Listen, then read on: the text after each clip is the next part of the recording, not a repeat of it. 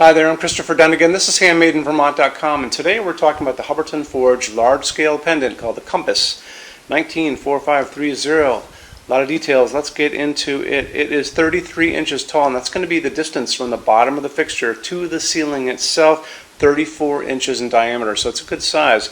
Coming in at 40 pounds. Anything that weighs more than 25 pounds, Underwriters Laboratory says that we have to tell you that this has to hang from a junction box that's attached to your building, maybe like a fan box, and not just a flimsy plastic junction box. So 40 pounds isn't dramatically heavy, and you may see that this is listed as having a heavier weight, maybe on Hubbardton's site. That's actually called dimensional weight. Dim weight is what UPS and FedEx Freight use for the size of the crate to charge us shipping costs. So, but in reality, this is coming in at 40 pounds. But just make sure you put in something like a fan box that's attached to the structure of your building, okay? It's going to be using a 6.5 inch square canopy. It's going to go over your 4-inch junction box, something you should know. And this is going to be shipping in a pallet via common carrier, which means that it's going to be going on a big truck. So a couple things. If you guys are on top of a big mountain and it's hard to get to you, we have to know those little details. The other thing is you have access to a loading dock of any kind. It could be your installer, your electrician, it could be your business, it could be a friend's or family's business, where we can just push that crate right off onto a loading dock. Really, really helps in delivery, okay? So let's hop into some more information. Let's get into glass now. This is going to be using two different types of Hubbardton Forge's glass. It's going to be using sand. Sand is going to be one of your options, which is kind of like a cafe au lait, like a light coffee ice cream color, more on the organic side. Opal is going to be your just neutral white glass, and it looks very stark here, but it'll warm up when light is coming through it. And I'll talk more about Opal Glass later in the video. So these are your two options for glass. And after that, let's get into what's inside of this and what you can put inside of this. You're going to have 3 pinwheeled medium base sockets, porcelain sockets. Just takes a regular screw-in light bulb. If you guys want to stick with incandescent bulbs, the ones we grew up with, you're limited to 3 100-watt versions of that, and that's always because of the heat generated by an incandescent bulb. That's where you get your 60-watt max, 75-watt max, 100-watt max. It's all about heat. When you get into LEDs, there's no limit because they barely draw much electricity, they barely produce any heat. You can use all kinds of cool LEDs that exist out in the world. And the recommended bulb size is going to be an A19. That's the standard size light bulb that a lot of us grew up with. However, if you want to be a little adventurous, you can try putting in an A21, so a little bit bigger bulb. I can find this up to 150 watt equivalent. I can find these A19 LEDs up to 100 watt equivalent out in the marketplace. You have 3 sockets, so you may not have to go up that much, but it gives you the opportunity to do that if you guys want to. The other thing about that is you can choose your color temperature. I talk about that all the time with LEDs. I tend to like the warmth coming out of an incandescent bulb. That's going to be 3000 Kelvin.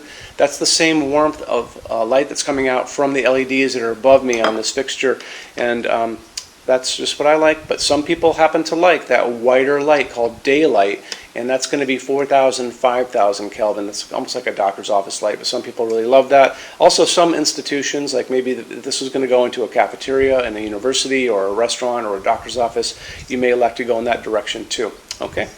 The other thing is buy a dimmable version of those bulbs if you guys want to go there, because you do have 3 sockets in this. Make sure you put it on a dimmer that's set up for LEDs if you do put in LEDs.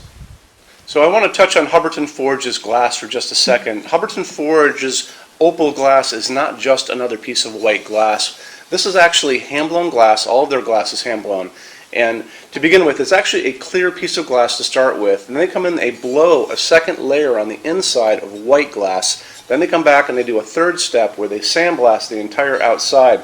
So you'll notice when you get these in your hands, they actually have layers of glass on them on the end. You can see them on these 2 pieces. And it gives it this really soft, semi-transparent, kind of milky quality. It's a soft glowing piece. Really, really pretty. They're really obsessed about details at Hubbardton Forge, and a lot of people don't. I don't think they appreciate it out in the world, but you appreciate it because that's why you guys are here watching this video. There you go. Let's get into metal finishes now. If you're on our website, HandmadeInVermont.com, do me a favor, look over on the left-hand side of the screen. You're going to see a lot of red tabs over there. One is going to be the Finishes Help Guide. When you're done with this video, go over there and open that up for me, and you're going to see a video at the top of that page of me talking to you guys about the differences in Hubbardton forged finishes and how they can look on different types of forging. I'm going to be referencing a color chart just below the video, so scroll down a little bit, you'll see that chart. You'll notice there are pictures that have the letter A on them, pictures that have the letter B on them, and I'm going to be talking about that range you can see in variance on there in that video. So it's really important to watch the video, use that chart. When you're done with all that, come back down to that chart. You can click on any of those pictures and see a lot more samples of Hubbardton forged fixtures in that finish. If you want to see a bunch of stuff in dark smoke, click on dark smoke. If you want to see a bunch of stuff in vintage platinum, do the same, and so on and so on and so on. That's a great way for you to see a lot of Hubbardton forged stuff in different finishes and really take advantage of that, okay? So our showroom in Vermont has over 350 Hubbardton forged fixtures spread across 2 floors. We have a what's on display page on our website. It's going to be back in the red tabs over there. A lot of good things in that section. Check out.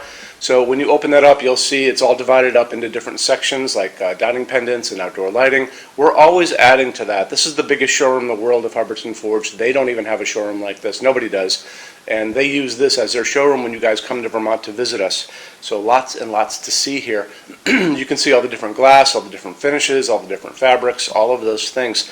In addition to that, we have a clearance center. So the clearance center stuff are returns, discontinued things, and showroom samples. That's an amazing deal for you. If you guys want to take advantage of that, you have to come here to Vermont to see us.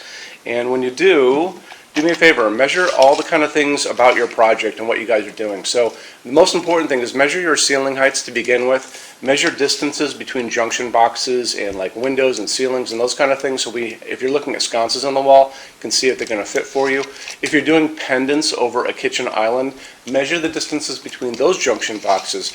Widths of tables, kitchen tables, dining tables, lengths of tables, islands, all that good stuff.